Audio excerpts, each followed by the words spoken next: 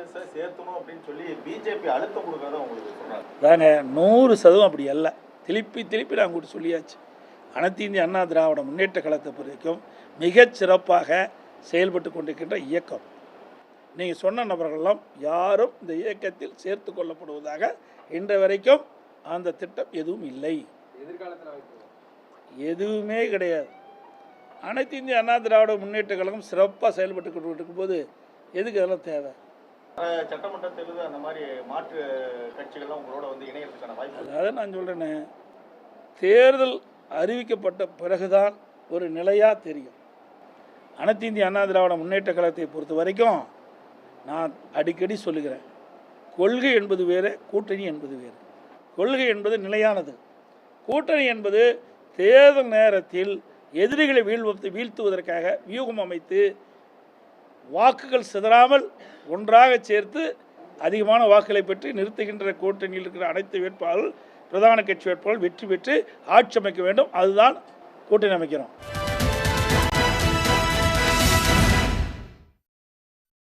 வணக்கம், இது கேள்விக்களம். திமுக அரசுக்கு எதிராக பல்வேறு முனைகளில் பல்வேறு எதிர்க்கட்சிகள் வெவ்வேறு குரலில் விமர்சனங்களை செய்து வருகிறார்கள். தொகுதி மறுவரையறை தொடர்பான விவகாரத்தில் பாஜக நேரடியான எதிர்ப்பை தெரிவித்திருந்தது. அனைத்து கட்சி கூட்டத்தில் ஆதரவு நிலைப்பாட்டை எடுத்திருந்த அதிமுக இடையில் மாற்றி பேசினாலும் இன்று முதலமைச்சர் அஇஅதிமுகவுக்கும் நன்றி தெரிவித்து சட்டமன்றத்தில் பேசியிருக்கிறார். பல்வேறு சூழல்களில் கூட்டணி விவகாரங்கள் குறித்து நாம் பேசியிருக்கிறோம். தொகுதி மறுவரையறை குறித்து கடந்த 2 நாட்களாக விரிவாக விவாதித்திருக்கிறோம். இந்த தொகுதி மறுவரையறை ஒரு தேசிய அளவிலான விவாதமாக மாறியிருக்கக்கூடிய நேரத்தில் தொகுதி பங்கீடு கூட்டணி என்பது குறித்து அதிமுகவினுடைய பிரதான எதிர்க்கட்சியினுடைய பொதுச் செயலாளர் திரு எடப்பாடி பழனிசாமி அவர்கள் சில கருத்துக்களை சொல்லியிருக்கிறார். 2 அம்சங்கள் அவர் பேசியதில் முக்கியமான ஒன்று 6 மாதத்திற்கு பிறகு யாருடன் கூட்டணி, எப்படிப்பட்ட கூட்டணி என்பதை அறிவிப்போம் என்று சொல்லி வந்த திரு எடப்பாடி பழனிசாமி அவர்கள் இப்போது தேர்தல் நேரத்தில் தேர்தல் அறிவித்த பிறகு கூட்டணி தொடர்பான முடிவை எடுப்போம் என்று சொல்லியிருக்கிறார். கூட்டணி வியூகம் என்பதை ஒரு புதிய வடிவத்தில் கையாள்வதற்கு முயற்சிக்கிறாரா என்பது ஒன்று. ராஜ்யசபா தேர்தலில் அதிமுக கூட்டணியில் இடம்பெறாத பாட்டாளி மக்கள் கட்சிக்கு இடம் ஒதுக்கப்படுமா என்ற கேள்வி நேற்று செய்தியாளர்கள் முன்னிடத்திலே அவரிடத்திலே வைக்கப்பட்ட நேரத்தில் அதற்கும் ஒரு பதிலை சொல்லியிருக்கிறார். அவர்கள் எங்கள் கூட்டணியில் இல்லை என்றோ, அதற்கு வாய்ப்பு இருக்கிறது என்றோ, இல்லை ஒதுக்குகிறோம் என்றோ சொல்லாமல் தேர்தல் தேதி அறிவிக்கட்டும், அப்போது பேசிக்கொள்ளலாம் என்று அந்த விவகாரத்திற்கு பதிலளித்திருக்கிறார். பாரதிய ஜனதா தரப்பிலிருந்தும் தங்கள் தலைமையிலான அணி என்பது குறித்து வலிமையான பேச்சு இல்லை, தேசிய ஜனநாயக கூட்டணி என்பது குறித்த வலுவான கருத்து இல்லை. மாறாக 2 கருத்துக்களும் ஒன்றாக நெருங்கி வருவதை போன்ற தோற்றம் இருக்கிறது. ஆனால் ஓபிஎஸ் சசிகலாவை சேர்த்து கொள்ளக்கூடிய திட்டம் இல்லை என்று அதிமுக தரப்பில் திரு எடப்பாடி சொல்லியிருக்கிறார். பாஜக அழுத்தமே தரவில்லை, அதெல்லாம் கற்பனை என்று சொல்லியிருக்கிறார். இது குறித்து நாம் விவாதிக்கப் போகிறோம். நம்மோடு மறுமலர்ச்சி திராவிட முன்னேற்ற கழகத்தினுடைய செய்தி தொடர்பாளர் திரு காரை செல்வராஜ் அவர்கள், ஓபிஎஸ் ஆதரவாளர் திரு நாஞ்சில் கோலப்பன் அவர்கள், அரசியல் விமர்சகர் திரு ரவீந்திரன் துரைசாமி அவர்கள், பாஜக செய்தி தொடர்பாளர் திரு புரட்சி கவிதாசன் அவர்கள், இவர்களோடு அஇஅதிமுக ஆதரவாளர் அரசியல் விமர்சகர் திரு பொங்கலூர் மணிகண்டன் அவர்கள். உங்களோட முதற் கருத்தை கேட்டுறேன் சார். இந்த டெவலப்மெண்ட் பற்றி ஒரு 2 லைனில் சொல்லுங்களேன். அதாவது 6 மாதங்கிறத தேர்தல் தேதி வரை கொண்டு போகிறாருன்னா இதில் யாருமே முபாரக் தவிர அவர் கூட இப்போ யாரும் கூட்டணியில் இல்லைங்கிறதா உண்மை. முபாரக்கு நான் உறுதியாக இருப்பேன், என்னை நம்புனவங்க கிட்ட நான் சரியாக இருப்பேன்னு இப்தார் விழாவில் பேசியிருக்கிறாரு. நெல்லை முபாரக் எஸ்டிபி முபாரக்கு திண்டுக்கல்ல கண்டஸ்ட் பண்ணாங்க. இன்னொன்று, பாமக விஷயத்தில் தன் கூட கூட்டணியில் இருந்த தேமுதிக விஷயத்தில் ராஜ்யசபா இல்லைன்னு சொன்னவருக்கு, பாமகவை ஒரு கட்டத்தில் அவங்க மாறி மாறி கூட்டணி போவாங்க, திமுக கூட்டணியில் போய் சேர்ந்துட்டாங்கங்கிற ஸ்டேட்மெண்ட்டை சொன்னவருக்கு, இன்னைக்கு என்டிஏல இருக்கக்கூடிய பாமக பற்றிய கேள்வி வரும்போது அவுட்ரைட்டாக எங்கள் கூட்டணியில் இல்லைங்கிறத அவருக்கு சொல்லதுக்கு மனசு இல்லைன்னா, விக்கிரவாண்டி இடைத்தேர்தலுக்கு பிறகு வட தமிழகத்து அரசியல்ல அவருக்கு விடுதலை சிறுத்தைகள் அல்லது பாமக ரெண்டு பேரில் ஒருத்தர் முக்கியங்கிற மனநிலைக்கு அவர் வந்ததாட்டு நான் கணிக்கிறேன். தேமுதிக ராஜ்யசபா பற்றி பேசும்போது கூட்டணி கட்சி அவர் டீல் பண்ண விதமும், கூட்டணியில் இல்லாமல் மாறி மாறி கூட்டணி போகக்கூடிய கட்சின்னு இவர்களாலே விமர்சிக்கப்பட்ட, அதுவும் 2021க்கு பிறகு விமர்சிக்கப்பட்ட திமுக கூட்டணியிலே சேர்ந்துட்டாருங்கிற வார்த்தையும் சொன்னார். அவரை பற்றி கேட்கும்போது ஒரு கிளியர் கட் பதில் இல்லாததும், அவரோட பிரியாரிட்டி லிஸ்ட்டில் ஃபர்ஸ்ட்ல இருக்கிறது பாஜக அல்ல பாமக தாங்கிறது என்னுடைய ஒரு லைன்ல சொல்லணும்னா எஸ்டிபிஐட்ட நான் எடுத்த நிலைப்பாட்டில் தான் இருக்கிறேன்னு சொல்றாரு. இன்னொரு நிலைப்பாட்டில் பாமகவை தேமுதிகவை டீல் பண்ணது மாதிரி பண்ணல, முக்கியத்துவம் கொடுத்து பார்க்கிறாருன்னு சொல்றீங்க. கண்டிப்பாக அவருடைய நடவடிக்கைகளையும் பேச்சில் இருந்து நான் இன்டர்பிரட் பண்றேன். கடந்த காலங்களில் சில மாதங்களுக்கு முன்பு வரையிலும் திமுக கூட்டணி உடைந்து விடும், பாஜகவிடமிருந்து விலகி வந்த பிறகு அதிமுக தரப்பில் சொல்லப்பட்டது ரெண்டு விஷயங்கள் தொடர்ந்து பேசிக்கிட்டே இருந்தாங்க. ஒன்று அதிமுகவை ஒன்றுபடுத்துறதுன்ற ஒன்று, அதுக்கு ஆரம்பத்திலிருந்தே அவர் ஈல்டாகல, திட்டவட்டமாக ஒரே நிலைப்பாட்டை தான் சொல்லிட்டு இருக்கிறார் திரு எடப்பாடி பழனிசாமி. இன்னொரு முனையில் திமுக கூட்டணியில் விரிசல் ஏற்படும், இப்போ பாருங்கள் சிபிஎம் பிரச்சனை பண்ணுறாங்க, விசிக விலகி வரப்போகிறது, அந்த கூட்டணியிலிருந்து விலகி புதிய கட்சிகள் அதிமுகவை நோக்கி வரும்னு சொன்னாங்க. இப்போ அந்த டாக்லாம் இல்லையே. அதாவது ஈரோடு கிழக்கில் திமுக வேட்பாளர்களுக்கு காங்கிரஸும் ஆதரித்ததும், அந்த வேட்பாளர் பதவியேற்பில் கூட்டணி கட்சிகள் எல்லாம் நின்றதும், கோயம்புத்தூர் மாநாடு என்றாலும் சரி, காஞ்சிபுரம் பவள மாநாடு என்றாலும் சரி, ஒவ்வொரு அக்கேஷன்லையும் ஜோதி பாசு தன் கூட்டணியை இன்டாக்டாக வச்ச மாதிரி முக ஸ்டாலின் கூட்டணியை இன்டாக்டாக வைக்கிறத வெளிப்படுத்துறாரு. ஸோ ஒரு கட்டத்துக்குள்ள அங்கேருந்து யாரும் வரமாட்டாங்க, அவங்க வெற்றி பெற்ற அணி வெற்றி தொடருவாங்கிற மனநிலைக்கு வந்த பிறகுதான் ஆப்ஷன் ஓப்பன் எல்லாத்துக்கும் சொன்னார். அதில் பாஜக ஆப்ஷனும் ஓப்பன் சொன்னாலும் கூட பாஜக அவருக்கு ஸ்கீம் ஆஃப் திங்கிங்கில் இல்லை, எடப்பாடி அண்ணாமலைக்கு ஸ்கீம் ஆஃப் திங்கிங்கில் அதிமுகவும் இல்லை. ரெண்டு பேருக்கு இடையில் உள்ள அந்த போர் மீண்டும் தொடரணும்னு தான் நான் கருதுறேன். ஸோ நீங்கள் சொல்கிறது ரொம்ப வித்தியாசமாக இருக்குது. அதாவது அதிமுகவில் இருக்கிற இரண்டாம் கட்ட தலைவர்களில் ஒரு பகுதியினர் பிஜேபியோட போகிற மனநிலைக்கு இருக்காங்க. பிஜேபியில் கேண்டிடேட்டாக இருக்கக்கூடிய தலைவர்களில் ஒரு ப்ராஸ்பெக்டிவ் கேண்டிடேட்ஸ், சிட்டிங் எம்எல்ஏஸ், இவங்க ஒரு கூட்டணி வேணும், ஏடிஎம்கேயோட வேணுன்ற எண்ணத்தில் இருக்கிறாங்க. ஆனால் இரண்டு கட்சிக்கும் தலைமை வைக்கிறவங்க திரு அண்ணாமலை ஏடிஎம்கே வேணும்னு நினைக்கல, எடப்பாடி அவர்கள் தலைமையில் கூட்டணிக்கு போக அவர் விரும்பல, எடப்பாடி பழனிசாமி அவர்கள் பிஜேபியோட போகிறதுக்கு அவர் விரும்பல, அண்ணாமலை இருக்கக்கூடிய பிஜேபியோட போற விரும்பலங்கிறது தான் உண்மை. ஆனால் டெல்லி கிளைமேட்டுக்கு பிறகு நேற்று நடந்த கூட்டத்தில் டாக்டர் தமிழிசை அண்ணாமலை பெரிய தலைவராட்டும், அண்ணாமலை மாற்றப்பட்டு தலைவராக வருவார் என்று பேசப்பட்ட ஒரு செல்வாக்கான தலைவர் தான் சகோதரர் நயனார் நாகேந்திரன். எம்ஜிஆருக்கு பிறகு செல்வாக்கான தலைவர் அண்ணாமலை பேசுறதும், டெல்லி கிளைமேட்டும் நாம ஒரிசா மாதிரி தெலுங்கானா மாதிரி கட்சியை வளர்க்குறத பார்ப்போங்கிற ஒரு நிலைப்பாட்டை எடுத்திருக்கிறது தான் அஸ்ஸாம் டேட் காணிக்குது. இன்னைக்கு தெளிவாக எடப்பாடி கையில் இருக்கக்கூடிய ஒரே கூட்டணி கட்சி எஸ்டிபிஐ முபாரக் மட்டும்தான். தேமுதிகவும் டிஎம்கே ஆப்ஷனை ஓப்பன் பண்ணிட்டாங்க, அதிமுக ஆப்ஷனை க்ளோஸ் பண்ணலை, பட் திமுக ஆப்ஷனையும் அவங்க தெளிவாக ஓப்பன் பண்ணிட்டாங்க. பட்ஜெட்டை பாராட்டுறதுனாலும் சரி, அந்த டீலிமிட்டேஷனுக்கு ஆதரவாக அரசுக்கு ஆதரவாக அனுப்பி ஸ்ட்ராங்காக சொல்கிறதுனாலும் சரி, கழிஞ்ச வருஷம் பட்ஜெட்டை என்ன சொன்னாங்க இப்போ என்ன சொன்னாங்கன்னு ஒப்பிட்டு பார்க்கும்போது தேமுதிகவும் திமுக ஆப்ஷனை ஓப்பன் பண்ணியிருக்கிறாங்க. ஸோ எடப்பாடி பழனிசாமி 6 மாதங்கிறத தேர்தல் தேதிக்கு தள்ளி போடுறதுக்கு காரணமே கூட்டணி கிளைமேட் சாதகமாக இல்லை. பட் திமுக அணி தாண்டி மற்றவங்க ரீஅலைன்மெண்ட் ஆவாங்கங்கிறது தவிர்க்க முடியாதது தான். தேர்தல் நெருங்கும் போது எத்தனை அணிகளாக இருக்கும். இப்போ எதிர்கட்சி ஆளுங்கட்சி ஒரு கூட்டணி, எதிர்கட்சியில் 3 அணிகள் 4 அணிகள்ன்ற முறையில் இப்போ இன்னைக்கு இருக்கு. தேர்தல் நெருங்க இந்த அணிகள் குறையும். ஒரு எதிர் அணியில் ஒரு ரீகுரூப்பிங் நடக்கும். அது ஒரு அணியா 2 அணியா. அதிமுகவுக்கு வாய்ப்பு உள்ளவங்க பாமக உறுதியாக சொல்லலை, பாமக ஒரு வாய்ப்பு இருக்குது, அவரும் விரும்புகிறாரு. பாமக ரொம்ப டஃப்பாக வெரி கார்ட் பார்கெனிங் பண்ணுவாங்க தெரியுது அவங்களுக்கு. அதனால தான் அவங்க இன்னைக்கு பாமக கூட்டணி ஆட்சியில் இடம் வரும்னு சொல்கிறாங்க. என்டிஏன்னு சொல்லலை, கூட்டணி ஆட்சியில் அங்கே இடம் சொல்கிறாங்க. அடுத்தால நடிகர் விஜய் அவர் தனிச்சு நிற்கிறாரா அல்லது எடப்பாடி கிட்ட ஒரு நல்ல சீட்டு கிடச்சுன்னா அதை வாங்கிட்டு போகிறாராங்கிறதும் to be seen, wait and watch தான். இவருக்கு இப்போ கூட்டணியில் வாய்ப்புள்ளது இவரு பிரியாரிட்டி கொடுக்கறது பாமகவுக்கு தான். அவங்க டஃப்பாக பார்கெயின் பண்ணுவாங்க. இன்னொரு இவரோட ஸ்கீமில் இருக்கிறது தாவேகா. பாஜக ஆப்ஷன் ஓப்பனுங்கிறதுக்காக பாஜகவை சொன்னாரே தவிர பாஜக கூட கூட்டணி வைக்கிறதுல உள்ள சிரமங்கள், அண்ணாமலையின் அதிரடி அரசியல் எல்லாமே எடப்பாடிக்கு நன்றாகவே தெரியும். இல்லை, ஏடிஎம்கேவோட போகிறத பிஜேபியோட ப்ரையாரிட்டியில் இல்லை. அவங்க ஒடிசாவில் கட்சியை வளர்த்தது போல், தெலுங்கானாவில் வளர்த்தது போல் இங்கே வளர்க்கிறது தான் ப்ரையாரிட்டின்னு சொல்கிறீங்களே. இது சட்டமன்ற தேர்தல் உங்களுக்கு முக்கியம் இல்லை.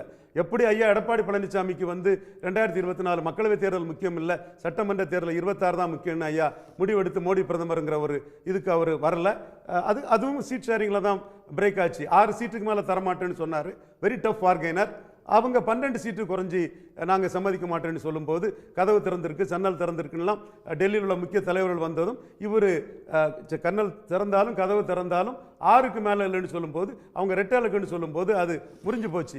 இப்போ சட்டமன்றம்னு சொல்லும்போது அவங்க தமிழ்நாட்டுக்குள்ளேயும் 29 ஜெயிக்கிறதுக்காக ஒரிசா தெலுங்கானா பாணியில் தமிழ்நாட்டிலையும் சாதிக்க முடியும்னு என்டிஏ பலப்படுத்துறது விஷயத்தையும் பாஜகவை ஸ்ட்ரெங்தன் பண்ணதுக்கு மும்மொழி கொள்கை, இது திராவிட இயக்கத்துக்கு எதிரான கொள்கை, பேரறிஞர் அண்ணா வகுத்த இருமொழி கொள்கைக்கு எதிரானது. அதில் தமிழக முதல்வர் இருமொழி கொள்கையில் தெளிவாக இருக்கும்போது இவங்க கட்சியை பலப்படுத்துறோன்னு மும்மொழி கொள்கையை எடுத்து அதில் பாமகவும் மனவருத்தம் படுறதுக்கு வாய்ப்பு உண்டு, பன்னீர்செல்வம் போன்றவர்கள் மனவருத்தம் வாய்ப்பு உண்டு. தினகரன் அதுக்கு ஃபுல்லாக சப்போர்ட்டே பண்ணிட்டாங்கன்னா அண்ணா இருந்தா ஏத்திருப்பாருன்ற இடத்துக்கு போயிட்டாரு தினகரன். அண்ணாவே மும்மொழி கொள்கையை ஏத்திருப்பாரு, அண்ணாவே இந்தி படிச்சிருப்பாருன்ற கொள்கையை எடுத்து அதுக்கு 1 கோடி கையெழுத்து போட்டாங்கன்னா திமுக அதிமுகவுக்கு எதிரான ஒரு கட்சியை பலப்படுத்தக்கூடிய ஒரு வேலையை தான் அண்ணாமலை செய்யறாரு. ஸோ அண்ணாமலை அங்கே இருக்கிறத வரை அதிமுகவுக்கும் பாஜகவுக்கும் ஒரு நட்புறவுக்கு வாய்ப்பு இல்லை. அண்ணாமலை தான் அங்கே இருப்பார். அண்ணாமலை தான் மோடிக்கு பலம்ங்கிறத தமிழிசையும் நயினாரும் நேற்றைய கூட்டத்தில் தெரிவிச்சிருக்கிறாங்க. ஸோ நீங்கள் பிஜேபி பார்வையில், அது ஏடிஎம்கே பார்வையில் பார்த்தா சட்டமன்ற தேர்தல் வரையிலும் கூட்டணி இல்லைன்னு ஒத்தி வைக்கிறாரு, அப்போ பார்த்துக்கலான்னு. பிஜேபியோட கோணத்தில் பார்த்தா ஏடிஎம்கேயோட போவதற்கு அண்ணாமலை போன்றவர்கள் தயாராக இல்லை, அவங்க ப்ரையாரிட்டி அது இல்லைன்றீங்க. தயாராக இல்லை. ஏற்கனவே 2% இடம் உள்ளாட்சி தேர்தலில் கொடுப்போன்னு சொன்னார். 5% கேட்டு தான் அது முறிஞ்சு எடப்பாடியும் சேலத்துக்கு கிளம்பி போயிட்டார். பன்னீர் கொடுக்கலான்னு சொல்லும்போது அவர் கிளம்பி போயிட்டார். அதே மாதிரி 3வது முறை பிரதமர் ஆவார். 330 சீட்டுன்னு சொன்ன பிறகும் சீட்டு தயாரால தான் முறிஞ்சது. இப்போ 18% வாக்கெடுத்ததுக்கு உள்ள சீட்டை அண்ணாமலை குறைஞ்சு நிற்க மாட்டார். அதை எடப்பாடி கொடுக்க மாட்டார். பார்லிமெண்ட் வேற, அசம்பிளி வேறம்பாரு. அண்ணாமலை நாங்கள் ஹரியானாவிலையும் மகாராஷ்டிராவிலையும் வளர்ந்துருக்கோம் பாரு. ஸோ இது வந்து இவங்க கிளைமும் அவங்க கிளைமும் ஏணி வச்சாலும் எட்டாது. ஸோ அவங்கவுங்க பாதையில் தான் போயிட்டு இருப்பாங்கன்னு நாங்கள். பட் ரெண்டுக்கும் சேர்த்து ஒரு புள்ளி வந்துடும்ல, திமுக ஆட்சிக்கு எதிர்ப்பு, திமுக எதிர்ப்பு அப்படின்ற ஒரு புள்ளியில் 2 பேரும் ஒன்று சேர்ந்து இப்போ வந்து எனக்கு என்ன இடம், உனக்கு என்ன இடம், என்னோட உயரம் என்ன, உங்கள் உயரம் என்ன, இதில் வந்து பார்கெயின் இருக்கலாம். ஆனால் கடைசியாக தேர்தல் தேதி அறிவித்த உடனே ஒரு பொது நோக்கம் அப்படின்ற பேரில் ஒன்று சேர மாட்டாங்களா? திமுக ஆட்சிக்கு எதிர்ப்புன்னு என்டிஏ சொல்றதே இங்கே திராவிட இயக்கம் வர்சஸ் இந்துத்துவா, ஸ்டாலின் வர்சஸ் என்டிஏன்னு கொண்டு வரதுக்கு தான் அவங்க அந்த அரசியலை பண்றாங்கிறது என்னோட கணிப்பு. மணிகண்டன், திரு மணிகண்டன், உங்க கோணம் என்ன இதில்? பொங்கலூர் மணிகண்டன். இல்லை, முதல்லைங்க பத்திரிகையாளர் சவுக் சங்கர் அவர்கள் வீட்டின் மீது தாக்குதல் நடத்திய அந்த வன்முறை கும்பலுக்கு கடுமையான கண்டனத்தை பதிவு செய்கிறேன். உரிய நடவடிக்கை எடுத்து இது போன்ற சம்பவம் நடக்காமல் பார்த்துக்கொள்ள வேண்டும் என்று அரசுக்கு கோரிக்கை வைக்கிறேன்.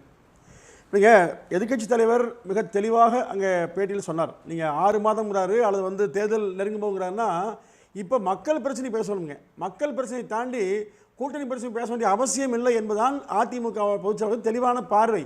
ஏன்னா நாம் திரும்ப மக்கள் பிரச்சனை மறைத்து விட்டு அந்த அதிமுக மற்ற கட்சி கூட்டணி அமைக்குமா என்பதை நோக்கி போகிற அந்த விவாதத்தை நடத்துகிற போது அதுதான் அதிமுக விரும்பலைங்க. இப்போ ஒவ்வொரு நாளும் பாருங்க, ஒவ்வொரு நாளும் தமிழ்நாடு நடக்கிற அந்த பிரச்சனைகளை பார்த்து கொண்டே வர்றோம். இதை அதிமுக தவிர யாருமே பேசாமல் போன என்னாமுங்க, மக்களுக்கு தான் பாதிப்பு. எனவே தான் இதில் கவனம் செலுத்தாமல் கூட்டணி பற்றி அதிமுக இப்பொழுது சிந்திக்கவே இல்லை. நீங்கள் வந்து அதாவது போன முறை அந்த கட்சி விமர்சனம் பண்ணீங்க, இன்றைக்கி பேசுனீங்கன்னு சொன்னால் திமுகவில் 14 கட்சிகளும் 14 கருத்து சொன்னாங்க. திரு வைகோவல் சொன்னதுக்கு பார்த்தீங்கன்னா ஒரு திருக்குறள் சொல்லி தன்னெஞ்சுன்னு சொல்லி ஒரு குரல் சொல்லி கேட்டீங்கன்னா திமுக கூட்டணி அமையாது. கம்யூனிஸ்ட் கம்மியாக பேசினாங்க, விசிக பேச்சு. எல்லோருமே மோடி எதிர்ப்புங்கிற ஒற்றை புள்ளியை தாண்டி எந்த கொள்கையுமே கிடையாது. அப்படி இருக்கிற போது அதிமுகவும் கடந்த காலத்தில் பேசியிருக்கலாம், அவர்களும் பேசலாம். இது சேர என்ன தப்புங்க? இது வந்து ஒருவருக்கொருவர் முரண்பாடான கருத்து கொண்டவருடைய சேர்ப்பு தான் கூட்டணி ஒழிய கொள்கை என்பது நிச்சயமாக கிடையாது. அது திமுகவும் சரி, அது அதிமுகவும் சரி, எந்த கட்சியாக இருந்தாலும் கொள்கை கூட்டணி என்று ஒன்றை அமைக்கவே முடியாது. அதுதான் உண்மை, நிதர்சனமான உண்மை. அதிமுகவின் நோக்கம் வந்து தெளிவானது.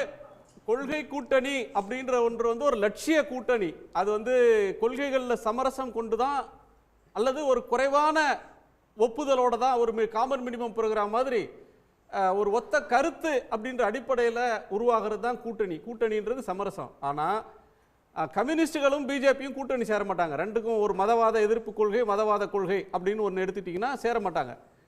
கொள்கை வேற கூட்டணி வேற அப்படின்னு அந்த இடத்துல கூட்டணி வர்றதில்லை. காங்கிரஸும் ஏறத்தாழ அப்படித்தான்.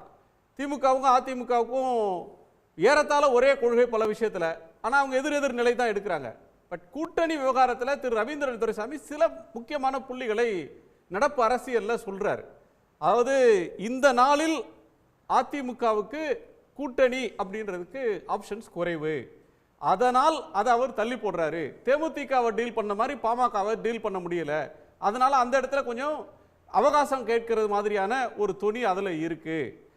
அடுத்ததாக வேற வாய்ப்புகள் தேர்தல் நேர வியூகம்னு சொன்னாலும் பிஜேபி இறங்கி வருவதற்கான வாய்ப்புல ஹார்ட் பார்கெனிங் இருக்கும். அவங்க பிரையாரிட்டியில் பிஜேபியோ ஏடிஎம்கேவோட பிரையாரிட்டி திரு எடப்பாடி பிரையாரிட்டியில் பிஜேபியோ இல்லை அப்படின்ற ஒரு கோணத்தை சொல்றாரு. இல்லை சார், அதாவது பிஜேபியோடு இணங்கி கூட்டணி வைக்க வேண்டும் என்று அதிமுக கடந்த முறை விரும்பியிருந்தால் அண்ணாமலை அவசியம் இல்லைங்க. டெல்லி தலைமை முடிவெடுத்துருக்குங்க. அண்ணாமலை நியமிக்கப்பட்ட தலைவர் தான், வேணா மீண்டும் ஒரு 3 ஆண்டுகள் இருப்பார் ஒழிய அவன் நிரந்தரமானவர் அல்ல. ஆனால் டெல்லியில் இருக்கிற மத்திய தலைமை என்ன முடிவெடுக்கிறதோ அதை ஏற்றுக்கொண்டு தான் போக வேண்டுங்க. அதிமுக கடந்த தேர்தலில் பாஜகவோடு சேர வேண்டாம் என்று முடிவெடுத்தது. இன்றைக்கும் அதே நிலைப்பாடு தானுங்க. நிலைப்பாட்டில் மாற்றமெல்லாம் இல்லை. ஆனால் ஒரே ஒரு செய்தி, இப்பொழுது இதை பேச வேண்டாம், பேச வேண்டிய அவசியம் இல்லை என்பதுதான் அதிமுக கருத்து.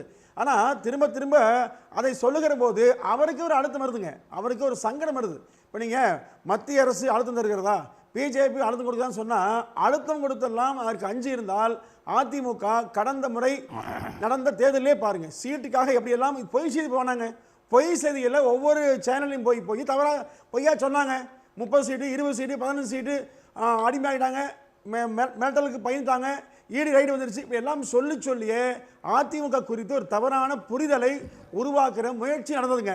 அந்த முயற்சியை அதிமுக முறியடித்து கொண்டே வருகிறது, மீண்டும் முறியடிக்குங்க. 26இல் அதிமுக வெல்லும் என்று நான் சொல்வது காரணம் என்று சொன்னால் திமுகவை தோற்கடிக்க வேண்டும் என்று மக்கள் விரும்புகிறாங்க.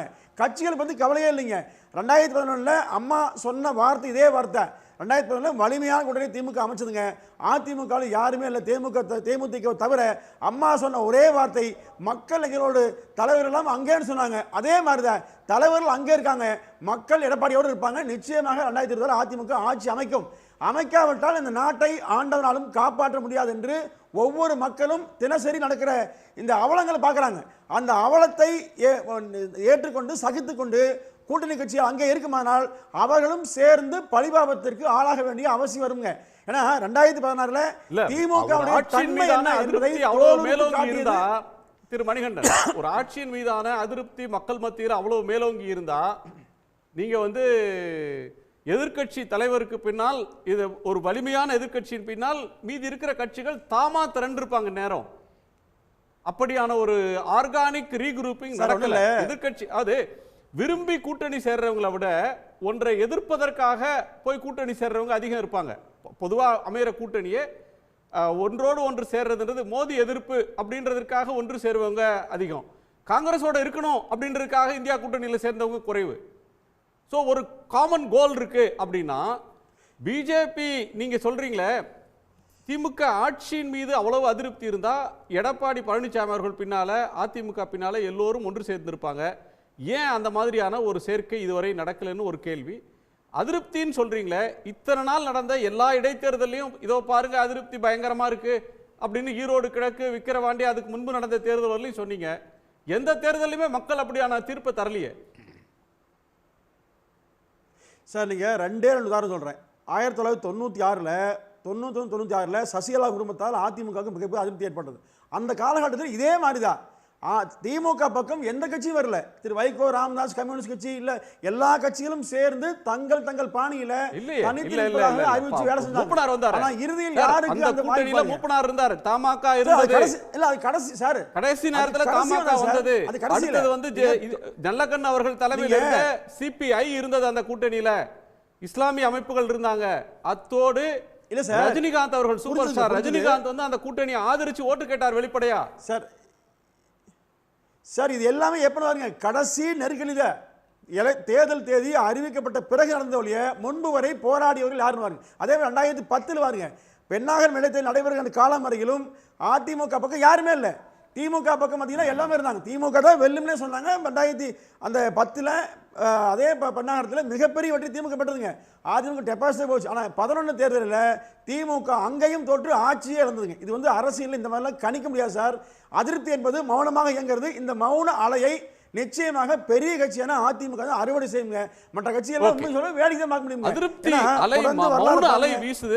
அதனுடைய அதிருப்தியை அதிமுக தான் அறுவடை செய்யும் அப்படின்ற ஒரு கடுமையான கருத்தை சொல்றாரு. என்னன்னா, உச்சகட்ட குழப்பத்தில் இருப்பது அண்ணன் எடப்பாடி பழனிசாமி அவர்கள். தான் குழப்பத்தில் நான் இல்லை, நான் ரொம்ப தெளிவாக தான் இருக்கேன்னு அவர் பேட்டி கொடுக்குறாரு பார்த்தீங்களா. அதில் ஏற்படுற குழப்பம் தான் இப்போ வந்து ஒரு விவாத பொருளாகவே வந்திருக்கு. இந்த நேற்றைக்கு அவர் பேசி இருக்கிற செய்திகள் தெளிவாக சொல்றாரு. அவர் என்ன தெளிவாக சொல்றாருன்னு நான் கேட்குறேன். கொள்கையில் கூட்டணி சேர முடியாதுன்னாரு. நீங்கள் சொன்னீங்க லட்சிய கூட்டணின்னீங்க. இப்போ திமுக தலைமையிலான அமைந்திருக்கிற கூட்டணி லட்சிய கூட்டணி. திமுக தலைமையில் அமைந்திருக்கிற கூட்டணி கொள்கை கூட்டணி.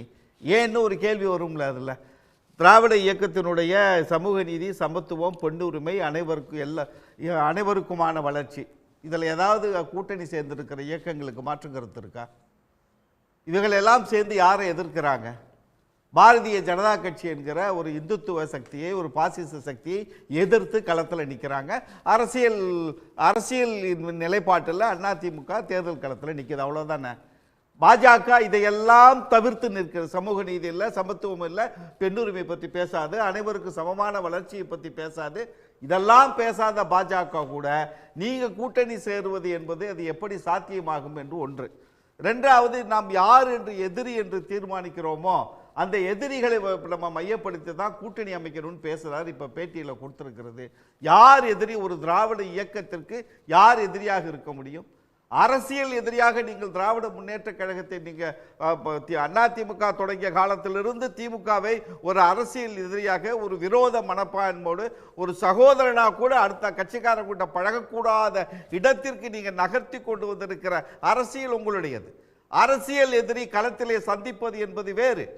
ஒரு திராவிட இயக்கத்தினுடைய அடிப்படை கோட்பாடான சமூக நீதி, சமத்துவம், பெண்ணுரிமை, அனைவருக்குமான வளர்ச்சி, இதை எதையுமே ஏற்றுக்கொள்ளாத ஒரு பாஜக கூட நாங்கள் சேர்த்துப்போம். ஒரு பொது எதிரியை எதிர்ப்பதற்கு என்று ஒரு திராவிட இயக்கம் இன்னொரு திராவிட இயக்கத்தை எதிர்ப்பதற்கு, திராவிட இயக்கத்திற்கு எதிர்நிலை கருத்துள்ள இயக்கத்தோடு கூட கூட்டணி சேருவோம் என்ற நிலைக்கு நீங்கள் பேசுவது என்பது, நீங்கள் திராவிட இயக்கம் இல்லை, நாங்கள் அந்த கருத்தியல் அடிப்படையிலே நாங்கள் செயல்படவில்லைன்னு சொல்லிட்டு நீங்க செயல்படுங்க, நான் ஏற்றுக்கொள்கிறேன். ரெண்டாவது, இதில் முக்கியமாக என்ன சொல்லியிருக்காரு, ஒரு 4 முக்கியமான செய்திகளை சொல்லியிருக்காரு அவர். அதில் வந்து நிதிநிலை ஒரு கண் துடைப்பு தான், நிதிநிலையில் நிறைய பிரச்சனைகள் இருக்கு, ஒரு கண் துடைப்பு நாடகம் தான், இன்னொரு 10 மாத காலத்திற்கு இவங்க நிதியை எப்படி ஒதுக்க போறாங்க, எப்படி செய்ய போறாங்கன்னு தெரியல.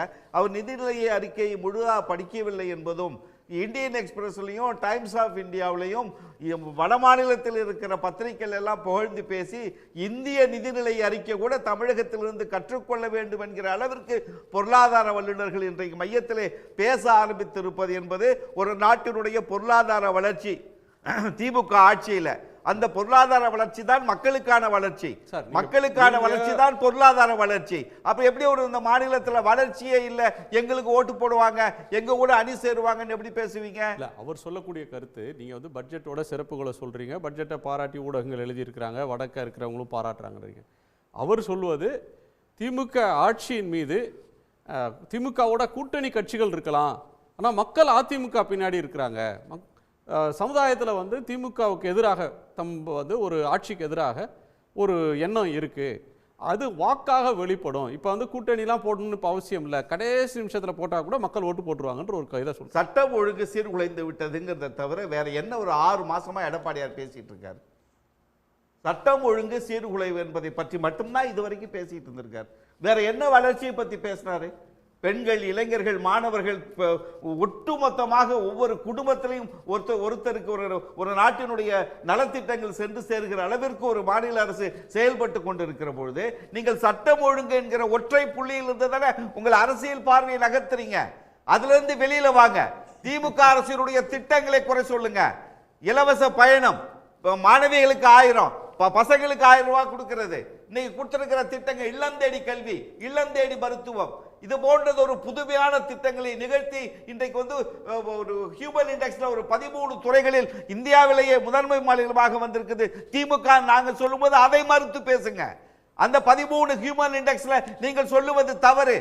நீங்கள் வளர்ச்சியை எட்டவில்லை என்றுதான் இத்தனை ஆண்டு கால ஒரு மாபெரும் இயக்கம் அதிமுகவுடைய தலைமை அது குறித்து பேச வேண்டும்.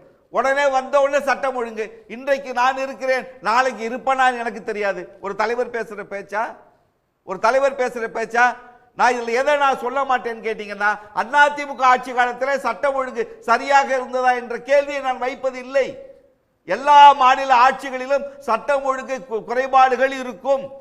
அதை ஒரு அரசாங்கம் எப்படி அணுகுகிறது என்பதில் குற்றச்சாட்டு இருந்தால் சொல்லுங்க. அண்ணா பல்கலைக்கழகத்தில் ஒரு பெண் வன்புணர்வு காணாங்க. யார் அந்த சாருங்கிற இந்த ஒற்றை புள்ளியை தவிர வேற என்ன குற்றச்சாட்டை வச்சீங்க? அதுக்கு இன்னைக்கு நிறைவா விசாரணை நடந்துகிட்டு இருக்கா இல்லையா? நேற்றைக்கு கூட ஒரு புது வழக்கில் ஞானசேகர் கைது செய்ய மீண்டும் வந்து அவருடைய வழக்கு பதியப்பட்டிருக்கிறதா இல்லையா? ஆனா இன்னைக்கு வரைக்கும் நீங்கள் வைக்கிற முழக்கம் அந்த குற்றவாளி வைத்த யார் சார், அந்த சார், அப்ப யார் சார், இதை தவிர வேற என்ன நீங்க அந்த அண்ணா யூனிவர்சிட்டி நடந்த பிரச்சனையில குற்றச்சாட்டு வைத்தீங்க? நான் உங்களிடம் வைக்கிற கேள்வி, திமுகவினுடைய திட்டங்கள், மக்கள் நல திட்டங்கள், அதில் உள்ள குறைபாடுகளை சொல்லி பேசுங்க. சட்டம் ஒழுங்க ஒரு பக்கம் நகர்த்தி ரெண்டு புள்ளிக்குள்ள வாங்க. ரெண்டு பிரச்சனை இருக்கு சார். ஒன்னு law and order break down. இப்ப மணிப்பூர்ல கலவரம் நடந்தது, மத கலவரம் நடக்குது, அல்லது 90களில் தமிழ்நாட்டில் நடந்த ஜாதி கலவரம், பஸ்ஸே ஓடாது, போலீஸு இப்போ இது வெளி துணை இராணுவ படையெல்லாம் கொண்டு போய் ஊரில் நிறுத்தினாதான் கடை திறக்க முடியும், ஊருக்கு போகிறவங்க திரும்ப வருவாங்களா அப்படின்னு தெரியாதுன்னு சொல்கிற ஜாதி கலவரம், மத கலவரம், பொது அமைதியின்மை, காஷ்மீரில் மணிப்பூரில் பண்ணது மாதிரி மாதக்கணக்கில் வந்து டேட்டா இல்லாமல், செல்ஃபோன் சிக்னல் இல்லாமல் வச்சுருக்கிற பப்ளிக் ஆர்டர் குலைந்து போகிறது ஒன்று. இன்னொன்று தனி நபர் குற்றங்கள். இல்லை, இது நம்ம நிறைய விலைக்கு சொல்லியாச்சு அவங்களுக்கு. நீங்க சட்டம் ஒழுங்கு சீர்கெட்டு விட்டது என்று நீங்கள் குற்றச்சாட்டு வைக்கிற செய்திகள் எல்லாம் சட்டம் ஒழுங்கு சீர்குலைவுக்கான இல்லை. ஒரு தனி மனித விரோதத்தால் ஏற்படுகிற கொலைகள் என்பது எல்லா ஆட்சியிலும் நடந்து கொண்டிருக்கும். உங்க ஆட்சியிலும் நடந்திருக்குது. இப்ப திமுக ஆட்சியிலும் அங்கொன்றும் இங்கொன்றுமாக நடந்து கொண்டிருக்கிறது. அது இல்லை என்று மறுக்கவில்லை. பொது அமைதிக்கு பங்கம் விளைவிக்கிற செயல்பாடுகள் தான் சட்டம் ஒழுங்கு சீர்கேடு என்பதை ஏற்கனவே ஆட்சியில் இருந்த உங்களுக்கு தெரிஞ்சிருக்கணும். இப்ப வரைக்கும் நீங்க புரியாம நடிக்கிறீங்கன்னா உங்களுக்கு நாங்க என்ன பாடம் சொல்லி கொடுக்கணும்? உங்க பஞ்சாயத்தை தான் ஆரம்பிச்சோம், நடுவில் வெவ்வேறு பிரச்சனைகளை பேச ஆரம்பிக்கிறதா போயிட்டு இருக்கு. ஆமா, இடமே இல்லைன்ட்டாரே சார் ஓபிஎஸ் சசிகலா. அவரை நாங்க எங்க சார் ஆத்துக்கிட போறோம்? அவரே வேண்டான்னு நாங்க சொல்லிட்டு போயிட்டு இருக்கிறோம். நீங்க இல்லாத ஒரு அதிமுக உருவாகும் சார். சார் நீங்க தான் வந்து நிபந்தனை இல்லாமல் கட்சியில சேர்றோம்னு சொன்னீங்க. நிபந்தனை இல்லாமல் கட்சியில் சேரலாம் சொல்லல சார். எந்த நிபந்தனைக்கும் கட்டுப்பட்டு வருகிறது அண்ணன் ஓபிஎஸ் அவரோட இது. அதாவது நிபந்தனைங்கிறது அவர் இப்ப நீதிபதி ஜெயச்சந்திர சாரோட தீர்ப்பு வந்திருக்கும் போது அவர் என்ன சொன்னார், வாங்க நம்ம எல்லாம் அழைச்சி பேசுவோங்கிறாரு. இவர் 10 இடையூட்டு மனுவில் போயிட்டு என்ன பண்ணிட்டாரு, நான் தான் பொதுச் செயலாளர், நான் தான் இதுன்னு சொல்லி மார்த்தட்டி அவமானப்படாரு. இவ்வளோ தூரம் பேச வேண்டாம். எல்லாம் திராவிட முன்னேற்ற கழகம் திமுக ஆட்சியை மாற்றணும்னு சொல்லி ஒரு பக்கம் பேசுகிறாங்கன்னு சொன்னால், எடப்பாடி முதலமைச்சராக வரக்கூடாதுன்னு சொல்லி 99% தமிழ்நாட்டு மக்களை எதிர்பார்த்துட்டு இருக்காங்க. அது இன்னும் நம்ம இன்னும் சொல்லாமல் இருக்கிறோம். யார் முதலமைச்சர், எடப்பாடியா? வேண்டவே வேண்டாம். அந்த மாதிரி ஒரு சூழ்நிலையில் இருக்குது. நல்லா புரிஞ்சிருங்க. ஏதோ திராவிட முன்னேற்ற கழகத்தை மட்டும் மாற்றணும் முடிவெடுத்திருக்காங்கிறது இல்லை. எடப்பாடியே முதலமைச்சராக வேண்டாம். இவ்வளவு ஆணவத்தோடு இந்த அதிமுகவில் இருக்கிறவர், இவர் அதிமுகவோட ஒரிஜினல் அதிமுக காரர் இல்லைங்கிறது தான் இன்னைக்கு கூட தமிழ்நாட்டு மக்களுடைய தேதியிலே போய் நான் தான் வந்து விசுவாசி, நான் வந்து உங்களுக்கு சீனியர், ஜனதா கட்சியில இருந்து வந்தவர் சார். அவர் அதிமுக காரர் கிடையாது சார். அதிமுக காரர்னா அண்ணனுக்கெல்லாம் தெரியும். பழைய தலைவரோட, புரட்சி தலைவரோடையே இருந்து வெளியில் போன எஸ்டிஎஸ் தேர வீட்டுக்கு போவார், கூப்பிடுவார், அரவணைப்பார். அதே மாதிரி அம்மா அவர்களும் ஆரம்பீரப்பன் அவர்களெல்லாம் உள்ள அரவணைச்சு கொண்டு போறது அதிமுக காரனோட ஒரு அதாவது ஒரு பொலிட்டிக்கல் வெயிட்டேஜ் உங்களுக்கு இல்லைன்னு நினைக்கிறாரா சார்? இப்போ வந்து பொதுவாக சார் தேனியில் போய் அவர் தன்னை மெருகிட்டு தானே சார். இப்போ கூட என்ன சொல்லுவாரு, நான் வந்து ஓபிஎஸ் அவர்களை ஏற்றுக்கொள்ள மாட்டேன், திரும்ப சசிகலாமா அவர்களை ஏற்றுக்கொள்ள மாட்டேன். அப்போ யாரை தான் ஏற்றுக்கிடுவீங்க? உங்க கூட கூட்டணியும் வராது, இருக்கிற கட்சிக்காரனையும் பிரிச்சிருவீங்க. வேற யார் தான் உங்க கூட வருவீங்க? உங்களை நம்பி வந்த தேமுதிமுக ராஜ்யசபா எம்பி சீட் அதெல்லாம் புறவு பார்த்துக்கலாம் போங்க. யார் இதுக்கிடையில அவர் வேற நாடோடி மன்னன் வசனத்தை பேசுறாரு பாருங்க சார். அதுதான் எங்களுக்கெல்லாம் தாங்கிட முடியல. ஹார்ட் அட்டாக்கே வந்துடும் போல. என்னை நம்பி கெட்டவர்கள் யாரும் இல்லை, நம்பாமல் கெட்டவர்கள் இந்த வரை இல்லைன்னு தலைவரோட வசனத்தை, அந்த வசனம் எதுக்குள்ள வசனம் தெரியுமா? அதாவது எங்களுக்கெல்லாம் உடம்புல ரத்தத்துல உருக்கேத்தி விட்டு போனாரு. அந்த படத்தோட வசனத்தை முழுமையா சொல்ல சொல்லிருங்க சார். அவர் வந்து அந்த படம், அந்த வசனம் எதுக்காக பேசப்பட்டதுன்னா சொல்லுங்க. இல்ல சார், அவர் எதுக்கு பேசினாருன்ற காரணத்தை நேத்துக்கு நம்பி கெட்டவர்கள் எடப்பாடி பழனிசாமியை நம்பி கெட்டவர்கள் சொன்னா முதல்ல திருமதி சசிகலா அம்மா அவர்கள், அடுத்து டிடிவி தினகரன் அவர்கள், அடுத்து அண்ணன் ஓபிஎஸ் அவர்கள், இவங்க எல்லாம் நம்பி நம்பி நம்பி கெட்டு இஃப்தார் நோன்பு திறப்புலால எஸ்டிபிஐ கூட்டணியில இருக்கு. அங்க வந்து ஒரு பொலிட்டிக்கல் மெசேஜை சொல்றார் சார். புனிதமான இஸ்லாமியர்கள் தொழுகை நடத்தி விரதம் இருந்து நோன்பு முடிஞ்சு அதை ஒரு புனிதமான ஒரு இடத்துல பொய் பேசக்கூடாது சார். இல்ல சார், அவருடைய பாவத்தை கொண்டு நீங்க பொய்ன்னு சொல்றீங்க. அது அவருடைய பொலிட்டிக்கல் கன்விக்ஷன். தன்னை நம்பி கெட்டவர்கள் இதுவரை இல்லைன்னு சொன்னா என்ன சார் அர்த்தம்? அது அவருடைய பொலிட்டிக்கல் கன்விக்ஷன். அவரை நம்பி கெட்டவர் தான் சார் இன்னைக்கு அதிமுக இன்னைக்கு படுதோல்வியில போய் நிக்குது. அவர் சொல்ற மெசேஜ் வந்து என்னோடு இருக்கிற சிறுபான்மை அமைப்புகள், நீங்க நான் இந்த கூட்டணி, அவரை நம்பி ஒரு 125 பேர் ஓட்டு போட்டாங்க. 25 பேர் அவரோட சட்டமன்ற பதவியை பறிச்சு போட்டாரு. இது நம்பிக்கை துரோகம் இல்லையா? சொல்லுங்க. அவரை நம்பி கூவத்தூர்ல ஓட்டு போட்டவங்க தானே. அது வந்து நீங்க வந்து நாடோடி மன்னன் கான்டெக்ஸ்ட்ல நீங்க சொல்றீங்க. அவர் சொல்ற கான்டெக்ஸ்ட் வேற. அதை வந்து ரவீந்திரன் துரைசாமி டீகோட் பண்ணிட்டார் ஆரம்பத்திலேயே. எஸ். எப்படி? நான் பிஜேபியோட போக மாட்டேன், உங்க கூட தான் அனுப்புன்னு முஸ்லிம்ஸுக்கு மெசேஜ் கொடுக்குறாரு. அது நீங்க சொல்ற மெசேஜ். ஆனா அவரோட மெசேஜ் என்னது? தன்னை நம்பி கெட்டவர்கள் இதுவரை இல்லை. ஆமா, ஒரு தலைவர் அப்படித்தானே சொல்வாரு. ஒரு தலைவர் அப்படித்தானே சொல்வாரு. எந்த இஸ்லாமியர்களும் நல்லா புரிஞ்சிருங்க, புரட்சி தலைவி அம்மா காலத்திலேயே சிறுபான்மையினரோட ஓட்டு எங்களுக்கு தெரியும். நாங்கெல்லாம் பூத்து வேலை பார்த்தவங்க, எவ்வளவு ஓட்டு போடுவாங்க, எப்படி இருக்கும். ஆனா அம்மாவை நம்புனாங்க. எடப்பாடி பழனிசாமியை நம்புவாங்களா? இவர் குல்லா போட்டுட்டு பொட்டெல்லாம் அழிச்சிட்டு போய் உட்கார்ந்து இருந்து கஞ்சி சாப்பிட்டா உடனே இஸ்லாமியர் நம்பிடுவாங்க. அந்த அளவுக்குலாம் இஸ்லாமியர்கள்லாம் நம்ம ஏமாற்ற முடியாது சார். அதனால நீங்க இப்ப நாளைக்கு கூட பாரதிய ஜனதா கட்சி தலைமையில் இஸ்லாமியருக்கு இப்தார் விருது நடக்குதுங்கிறாங்க. உடனே அது வந்து ஒரு அரசியல். நீங்க நல்லா புரிஞ்சுங்க, அரசியல்ல நடக்கிற விஷயங்கள். இவர் அந்த இடத்துல போய் உட்கார்ந்து என்னை நம்பி கெட்டவர்கள் சொல்லும் போது அது எவ்வளவு பெரிய ஒரு பாடம். அதாவது ரொம்ப ரொம்ப ஒரு சோகத்துல கொண்டு போய் விட்டுருச்சு எல்லாரையும், தொண்டர்களையும். ரெண்டாவது நேத்து கூப்பிட்டு நான் இவரை சேர்க்க மாட்டேன், அவரை சேர்க்க மாட்டேன், நான் தனிமையில நிற்பேன். சார் சேர்ந்து இருக்கும் போதே 66 எம்எல்ஏ, இப்போ 2024 8 எம்எல்ஏ தான் சார் ஜெயிச்சிருக்காரு. 234 தொகுதி சட்டமன்றத்தை நீங்க எடுத்து பார்த்தீங்கன்னா 8 எம்எல்ஏ தான் ஜெயிச்சிருக்காரு. இதுக்கு இடையில இவரை நம்பி யார் போவாங்க? இவர் சொல்றாரு பாட்டாளி மக்கள் கட்சி வரலாம், இல்லைன்னா தேமுதிக வரலாம், இல்லைன்னா யாருனாலும் வரலாம்னு சொல்லலாம். ஒருத்தர் பிரிஞ்சு இருக்க கட்சியில போகவே மாட்டாங்க. அண்ணாமலை என்ன சொல்றாரு? முதலமைச்சர் யாருங்கிறது கடைசியில முடிவு செஞ்சுக்கலான்ட்டார். அதிமுக சேர்ந்தா கூட முதலமைச்சர் யாருங்கிறத நம்ம பின்னாடி முடிவு எடுத்துக்கலாம். யார் தலைமையில யார் முதலமைச்சருங்கிறதெல்லாம் மோடி ஐயாவும் அமித்ஷா ஐயாவும் பார்த்துக்கிடுவாருன்னு சொல்லிட்டு போயிட்டாரு. அப்பவே தெரிய வேண்டாமா? அது பிறகு இவங்க போய் பாஜக கூட இல்லை, நான் சேருவேன், நான் திமுக தான் எதிரி, பாஜக எதிரி இல்லை, 2024 ஒன்று, இவரை நம்பி யாரும் போக மாட்டாங்க சார். அதுதான் உண்மை. ஒரு நிமிஷம், திரு மணிகண்டன் குறுக்கிட்டீங்க. இல்லை சார், இவனை குறுக்கிட்டதே இல்லை, நான் குறுக்கிட்டது முன்னாடி. பரவாயில்லைங்க சார். இது என்னன்னா, இந்த விஷயத்தில் அதிமுக பெரிதாக பெரிதாக்க விரும்பலை, உங்களை பெரிதாக ரியாக்ட் பண்ண விரும்பலை, ஒரு பொருட்டாகவே கருத விரும்பலைங்க. அதனால் இந்த விஷயம் குறித்து திரும்ப பேசியாச்சுங்க, பெரிய விஷயமா அல்ல. ஓகே, திரு புரட்சி கவிதாசன், உங்கள் கோணம் என்ன? ஏராளமான விஷயங்களை, கூட்டணி அரசியல் நடப்புகள் பற்றி பேசியிருக்கிறோம், உங்கள் கோணம். இல்லை, இப்போ இவ்வளோ நேரம் பேசியதை அமைதியாக கேட்டுக்கிட்டு இருந்தேன். முக்கியமாக நிரந்தரமாக அழுத்தம் திருத்தமாக பாரதிய ஜனதா கட்சிக்கு இருக்கக்கூடிய கொள்கை வழிகாட்டல் அப்படின்னு சொன்னால், எங்களுடைய இயக்கத்தினுடைய பிதாமகர், ஆர்எஸ்எஸ் பேர் இயக்கத்துடைய பிதாமகர் டாக்டர் கேசவ பலிராம் ஹெட்கேவார் அழுத்தம் திருத்தமாக சொன்னார், வந்தால் உன்னோடு, வராவிட்டால் உன்னை கடந்து, எதிர்த்தால் உன்னை வென்று அப்படின்னு. இதுதான், இந்த 3 நிலைப்பாட்டில் தான் அரசியல் கட்சிகளை நாங்கள் அணுகி கொண்டிருக்கிறோம். அதனால் வந்தால் ஏற்றுக்குவோம், வரலன்னா விட்டுட்டு போவோம், எதிர்த்தால் எதிர்த்து களமாடுவோம் என்பதுதான் எங்களுக்கு இருக்கக்கூடிய சாஸ்வதமான வழிகாட்டல். இந்த ஆங்கிலத்தில் ஒரு பழமொழி சொல்லுவாங்க, Rome is not built in a single day அப்படிம்பாங்க. ரோமாபுரி ஒரு நாளில் கட்டப்பட்டதல்ல அப்படின்னு. அது ஒரு பல வருட கனவு. அதுதான் உலகத்தினுடைய தலைநகரமாக ஒரு காலத்தில் நாகரிக சமூகங்களால் ஏற்றுக்கொள்ளப்பட்டு இருந்தது. தமிழர் நாகரிகங்கள் வெளியில் வராத நேரத்தில். அதனால பாரதிய ஜனதா கட்சி இங்கே ஒரு மாபெரும் கொள்கை மாளிகையை கட்டி கொண்டிருக்கிறது. அது ஒரு நாளில் கட்டணும்னு அவசியம் இல்லை. அது எவ்வளோ நாள் எடுத்துக்கிட்டாலும் அது போக்கில் போகிறதுக்கு பாரதிய ஜனதா கட்சி தயாராக இருக்கிறது. உடனே பூத்து விட வேண்டும் என்கிற அவசரம் எங்களுக்கு கிடையாது. தாமரை வந்துட்டு எப்போ பூக்கணுமோ அப்போ பூக்கும். அது எங்களுக்கு தெரியும். செயற்கையாக சிரிப்பதிலே, செயற்கையாக ஜெயிப்பதிலே எங்களுக்கு உடன்பாடு இல்லை. அதனால் வியூகங்களை பற்றி வெளியிலே சொல்லுவது என்பதே ஒரு அரசியல் அறிந்தவர்களுக்கு அது சரியான அணுகுமுறை கிடையாது.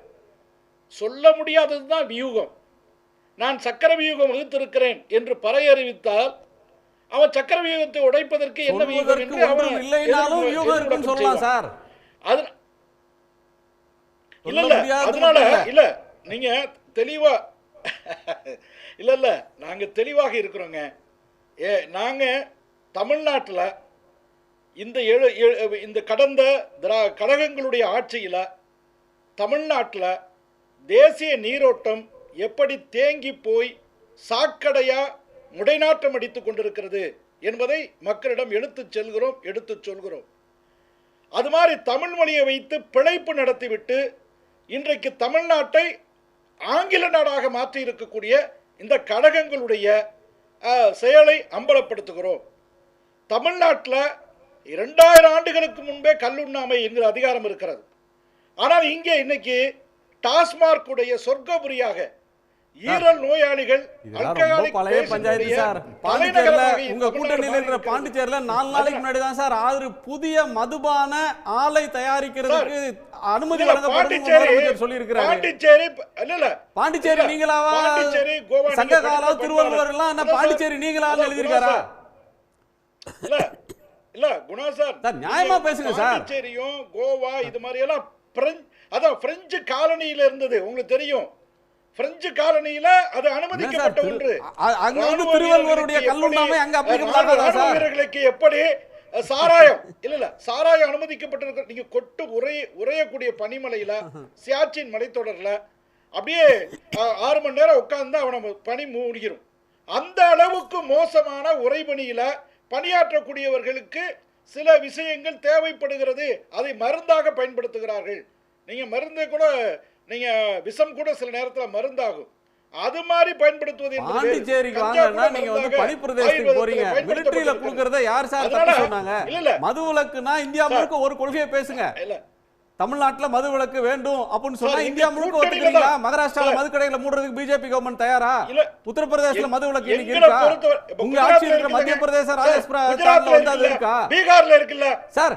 நீங்க பாட்டாளி மக்கள் கட்சி மாதிரியான ஒரு மாநில கட்சி கேட்கறதுல நியாயம் இருக்கு சார். அவங்க கேட்கறதுல அந்த கோரிக்கையில ஒரு நியாயம் இருக்கு. அப்படி கேட்பதற்கு அவங்களுக்கு தார்மீக உரிமை இருக்கு.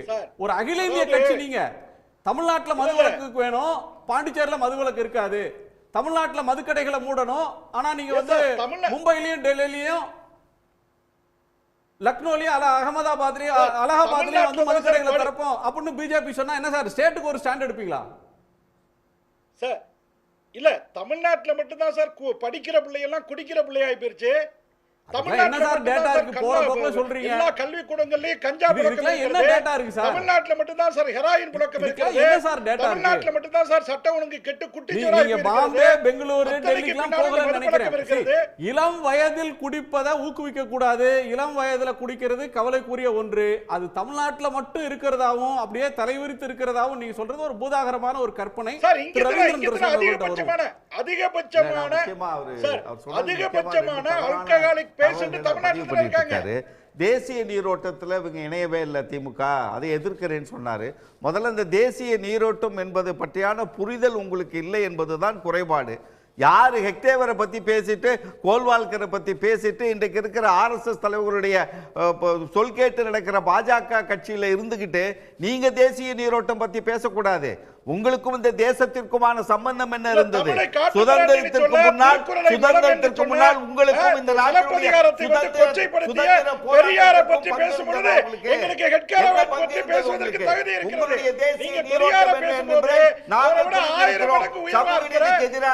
சமத்துவத்துக்கு எதிரான அனைவருக்கும் வளர்ச்சிக்கு எதிரான ஒற்றை மொழி ஒரு தேசம் என்பதுதான் உங்கள் தேசிய நீரோட்டம். ராஜபக்சே கூட்டாளியோட போய் கை கொடுக்குறீங்க மிஸ்டர் சார். நீங்க ராஜபக்சே கூட்டாளியோட கை கொடுக்குறீங்க. தேசிய நீரோட்டம் பேசுவதற்கு உங்களுக்கு தகுதி இல்லைங்க. தேசிய நீரோட்டம் பற்றி பேசாதங்க. சீனாவால் பங்களாதேஷ், சீனாவாருக்கு எதிராக, பாகிஸ்தானுக்கு எதிராக அதிகப்படியான பணத்தை வசூல் பண்ணி கொடுத்தவங்க பகத்சிங்கை போற்றுபவர்கள் யாரு போற்றல? அவர் பனிப்பிரதேசத்தை எடுத்துட்டு போனா நீங்க பனிப்பிரதேசம் தாண்டி சைனாக்கே கொண்டு போயிட்டீங்க. புரட்சி கவிதாசன், ராஜபக்சே நீங்க இனப்படுகொலைக்காக சர்வதேச நீதிமன்றத்தில் நிறுத்தி தண்டனை வாங்கி கொடுத்தீங்களா என்ன? 10 வருஷமா உங்க ஆட்சி தானே இருக்கு, 11 வருஷமா. இனப்படுகொலைக்கு எதிராக பார்லிமென்ட் ஐநா சபையில் என்னைக்காவது பிஜேபி கவர்மெண்ட் பேசியிருக்கா? இலங்கை எதிர்ப்பு நிலை எடுத்திருக்கா? திமுக காங்கிரஸ்க்கு சேர்த்து வாங்கி தரோம். சரி சார், அவங்க தப்பு பண்ணாங்க, நீங்க என்ன பண்ணீங்க? நீங்க தடிச்சிட்டீங்களா அவங்கள? நீங்க என்ன பண்ணீங்க? 11 வருஷமா நீங்க தான் ஆட்சியில் இருக்கீங்க. திருப்பி இருக்கா இல்லையா? இல்ல நீங்க சுடுகாடாக்குனீங்க, நாங்க வந்து பூஞ்சோலை ஆக்கிட்டு இருக்கோம். அரசியல் தீர்வை பற்றி பேசிக்கிட்டு இருக்கோம். சார், என்ன இல்ல சார், எங்கயோ வேற எங்கயோ போறோம். ராஜபக்சே இனப்படுகொலைக்கு குற்றவாளினா அந்த குற்றவாளியை சட்டத்தின் முன்னால் நிறுத்தி சர்வதேச சமூகத்தில் தண்டனை வாங்கி தர்றதுக்கு பிஜேபி கவர்மெண்ட் என்ன பண்ணுச்சு? ஆட்சி பொறுப்பேற்கிற போது அவருக்கு கொடுத்தாங்க. அவர்தான விருந்தினர். உங்களுக்கு அதை எதிர்த்து தானே கருப்பு கொடி காட்டி பாஜக கூட்டணியில இருந்து வெளியில வந்தோம். இங்க இருந்து போனீங்களே. ஆமா, பச்சை துரோகங்க. ராஜபக்சேவை கொண்டாடியது நீங்கள் தானே. மறைமுகமான உங்க ஒப்பந்தம் இலங்கை அரசாங்கத்தோடு தானே. ஏன் மறைக்கிறீங்க? அதெல்லாம் தேசிய நீரோட்டம் பத்தி தயவு செய்து பேசாதீங்க. தேசிய நீரோட்டம் பத்தி பேசுவதற்கான தகுதி உங்களுக்கு இல்லை. நாங்க பேச முடியும், போர் தொடுக்கலாம் முடியாது. ஆனா நீங்க என்ன சொன்னீங்க? நாங்க நேர்மையா ஆட்சி நடத்துறோம்னு. இதுவரைக்கும் 577 எம்எல்ஏக்கள், எம்பிக்கள், மாற்று கட்சியை சேர்ந்தவர்களை பூரா பணம் கொடுத்து வாங்கிட்டு வந்து ஆட்சியை கவிழ்த்து மீண்டும் ஆட்சிக்கு வருவதற்கு முயற்சி செய்தவங்க நீங்க. நீங்க என்னைக்கு நேர்மையா வந்திருக்கீங்க? எலெக்ஷன் கமிஷன் மேல இவ்வளவு குற்றச்சாட்டு வந்திருக்கிறது, வெட்கப்பட்டிருக்கீங்களா? அது குறித்து உங்க பிரதமர் பேசியிருக்காரா? ஈடி குறித்து இன்னைக்கு சவுக்கால் அடிக்கிறாங்களா? தமிழ்நாடு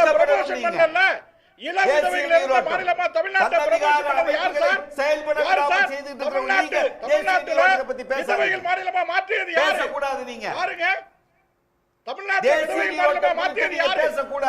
உங்களுக்கான தகுதி இல்ல சார். நம்ம தமிழ்நாட்டோட அரசியல் நீரோட்டத்தை பத்தி பேசுவோம் சார்.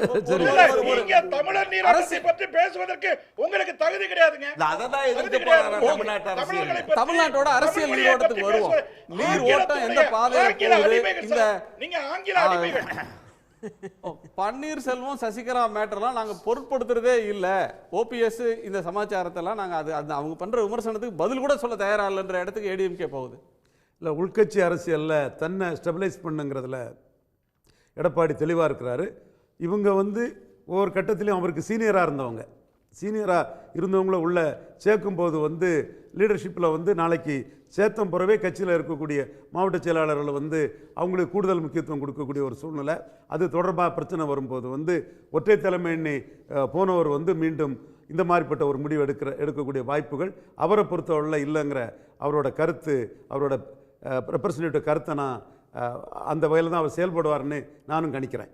அவர் திரு கோலப்பன் பேசுகிறப்போ ஒரு பாயிண்ட் சொல்கிறார். அதாவது ரெஃப்தார் நோன்புல திரு எடப்பாடி பழனிசாமி அவர்கள் பேசினது, அதாவது ஒரு ஆன்மீக நிகழ்வு அப்படின்னு சொன்னாலும் அதில் ஊடு பாவாக அரசியல் கருத்துன்றது பேசப்படுது.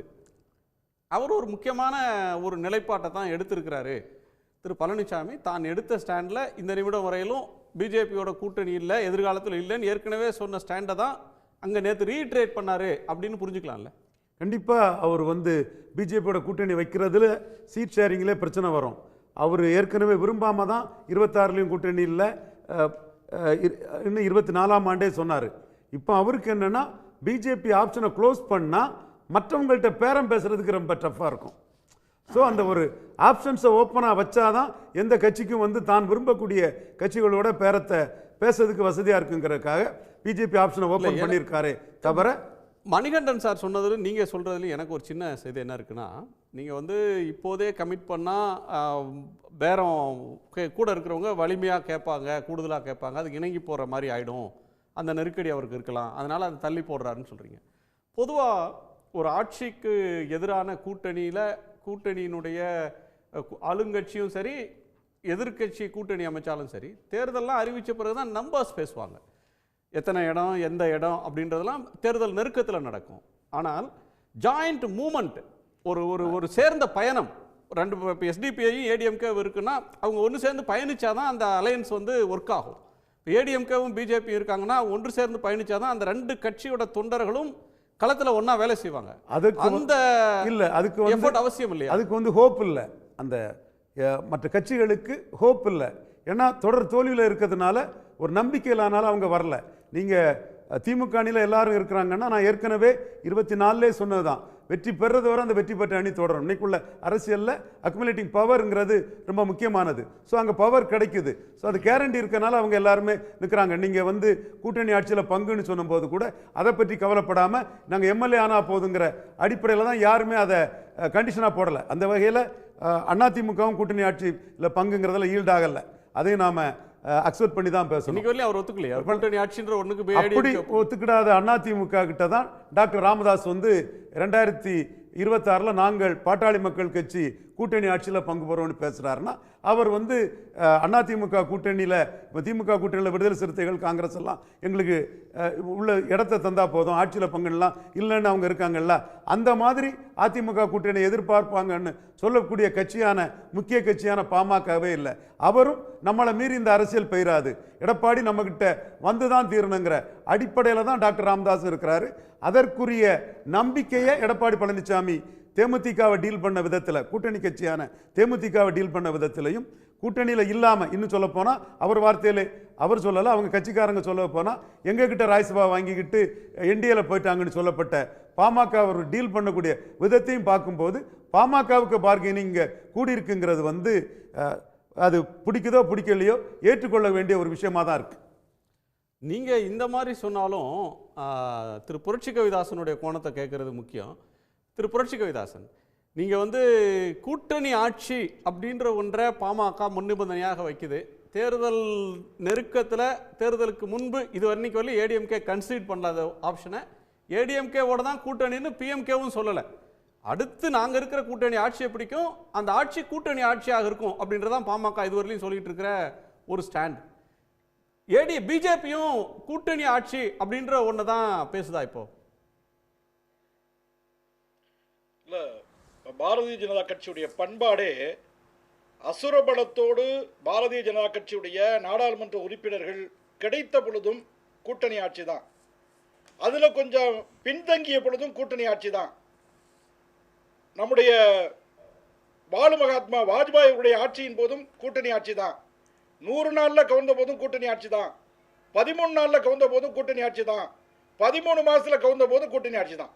அதனால் பாரதிய ஜனதா கட்சியுடைய தத்துவமே கூடி வாழ்ந்தால் கோடி நன்மை.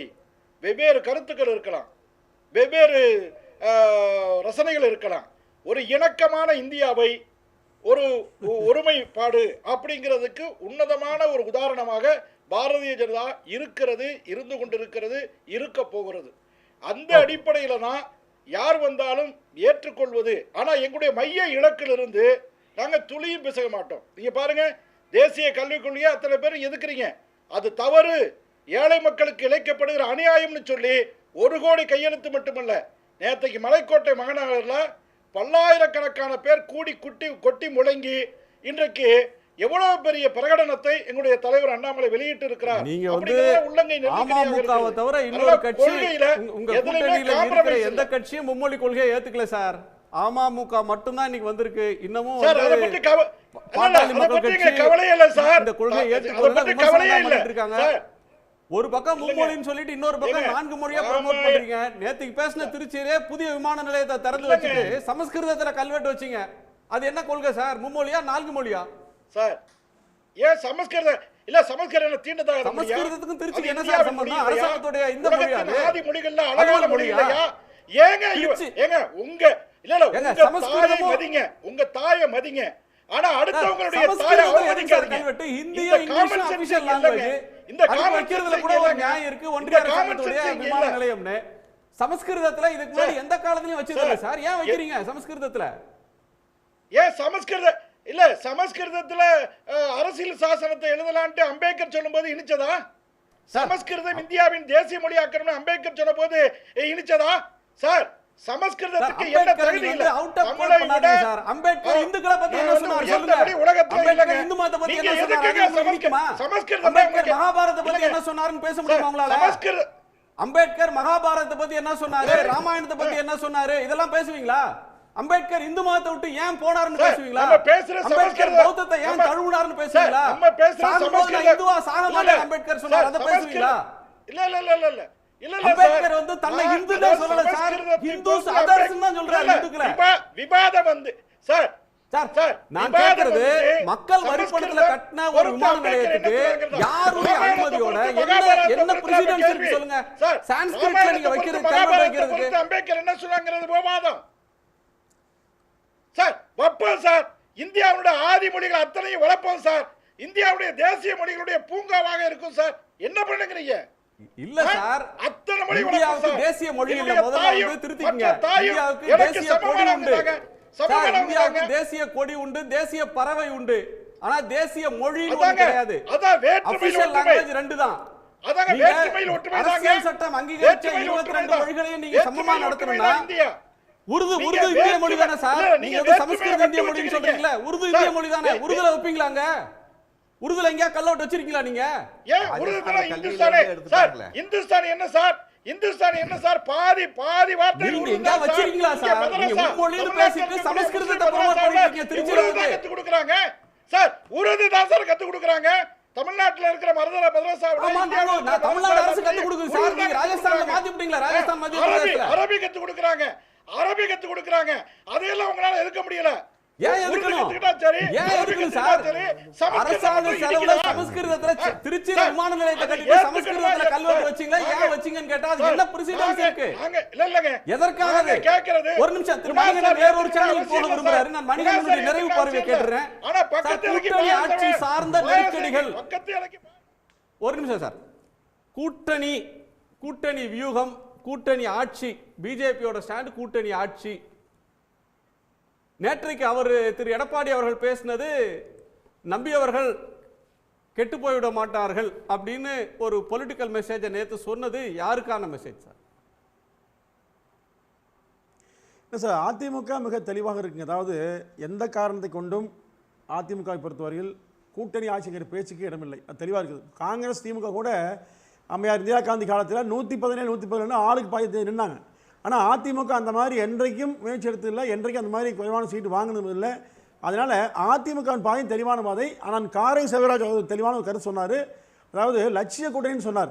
நீங்கள் மரியாதைக்குரிய ஐயா வைகோ அவர்கள் சிங்க மாதிரி பாராளுமன்றத்தில் பேசக்கூடியவர், உண்மையில் மிகச்சிறந்த பாராளுமன்றவாதி. இதெல்லாம் கடந்த காலத்தில். இன்றைக்கி பார்த்தீங்கன்னா மானமுள்ள தமிழன் யாராவது திமுகவோட கூட்டு வைப்பானான்னு பேசிட்டு இன்றைக்கி மன்னிப்பு கேள் கனிமையிடம் மன்னிப்பு கேளுங்க சரண்ட் ஆகிட்டார். காரணம் அவருடைய மகனுக்கு மந்திரி பதவி வேணும், எம்எல்ஏ எம்பி ஆகுங்க ஒரே காரணத்துக்காக. இந்த மாதிரியெல்லாம் வைத்து கொண்டு அதிமுக மீது குறை சொல்லுவதற்கு எந்த தகுதியும் அந்த கட்சிகளுக்கு இல்லை. அதிமுக தெளிவான வகையில் செல்லும். 2027 திமுகவை வீழ்த்தி நிச்சயமாக அதிமுக ஆரியல் ஏரியா தீரும். அது மக்களுடைய விருப்பம், இது கட்சியின் விருப்பம் அல்ல. தமிழ்நாட்டு மக்களுக்கு விருப்பத்தை அதிமுக நிறைவேற்றுங்க. லட்சிய கூட்டணி நான் சொன்னதுக்கு நீங்க என்ன கேள்வி கேட்டிருக்குங்க தெரியுமா மணிகண்டன்? என்ன சமூக நீதி, சமத்துவம், பெண்ணுரிமை, அனைவருக்குமான வளர்ச்சின்னு சொன்னதான் திராவிடம். என்ன அதை காங்கிரஸ் ஏற்றுக்கொண்டதா நீ கேட்டிருக்கணும், மதிமுக ஏற்றுக்கொண்டதா கேட்டிருக்கணும், பொது உடைமை இயக்கங்கள் ஏற்றுக்கொண்டதா கேட்டிருக்கணும், கொங்கு நாடு மக்கள் கட்சி ஏற்றுக்கொண்டதா கேட்டிருக்கணும். திமுகவை ஏற்றுக்கொண்டு கட்சி ஆரம்பிச்சீங்களா? திமுக விரோதித்து ஆரம்பிச்ச கட்சி நீங்க. அதை பேச வேண்டிய அவசியம் இல்லை. மக்களுக்கு இயக்கங்கள் ராகுல் காந்தி ஓபிசி பத்தி பாராளுமன்றத்தில் பேசுவது என்ன? இடஒதுக்கீடு குறித்து இன்னைக்கு மத்திய வட மாநிலங்கள் பேச ஆரம்பிப்பதற்கு எதனால? மும்மொழி கொள்கை குறித்து தங்களுடைய தாய்மொழி இழந்து நிற்கிற அந்த மைத்திலி மொழி போன்றவர்கள், போஜ்பூரி மொழி பேசுறவன் இன்னைக்கு மராட்டியத்திலேயும் அவன் மாநிலத்திலையும் போராட ஆரம்பிச்சிருக்கிறானு. அது எதுக்காக போராட ஆரம்பிச்சான்? இதுதான் கொள்கை சார்ந்த கூட்டணி. ஒரு தனிப்பட்ட இயக்கத்தினுடைய செயல்பாடுகளை நீங்க வந்து உள்ள நுழைக்க கூடாது. எல்லோருக்கும் நன்றி. உங்க எல்லோருடைய பங்கேற்புக்கும் கருத்து போயிருக்கும் நன்றி. மீண்டும் சந்திப்போம். இது கேள்விக்களம், மக்களின் மேடை. உடனுக்குடன் செய்திகளை தெரிந்து கொள்ள சன் நியூஸ் பெல் ஐகானை கிளிக் பண்ணுங்க.